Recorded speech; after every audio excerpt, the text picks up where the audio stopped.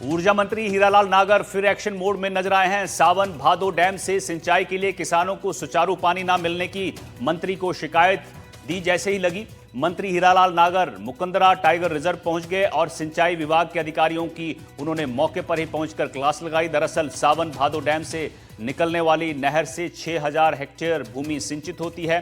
52 गांव के किसान इसी नहर पर निर्भर रहते हैं, लेकिन नहर के गेटों में आई खराबी के बाद जल संसाधन विभाग ने गेट की रिपेयरिंग को समय पर नहीं करवाया, जिसके बाद किसानों को सिंचाई के लिए पानी नहीं मिल रहा है।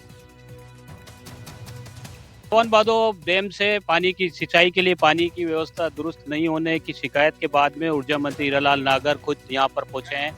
मौके का उन्होंने जायजा लिया। जी मंत्री जी, किस तरह की शिकायत थी और आपने मौका भी देखा?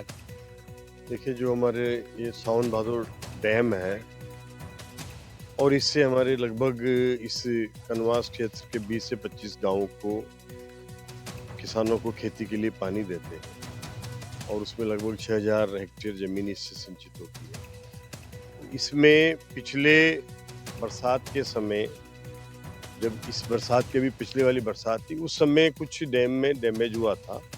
कुछ इसके दीवारें वगैरह गिरने से उस समय इसमें समस्याएं आई थी और उस समय जब सर्दी के समय भी इसका गेट नहीं खुल पाए थे, तब अस्थायी रूप से विभाग ने प्रयास किया कि कुछ इसके पाइप डाल के कुछ इस तरह से पानी को लिफ्ट करके और ये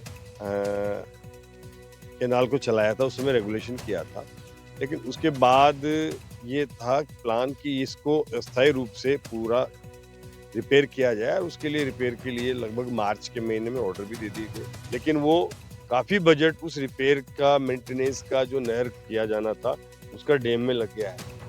तो अब हम प्रयास करेंगे रिपेयर मेंटेनेंस जो बाकी रह गई उसके लिए भी आगे रिपेयर मेंटेनेंस का 8 करोड़ का और तखमीना भेजा हुआ है।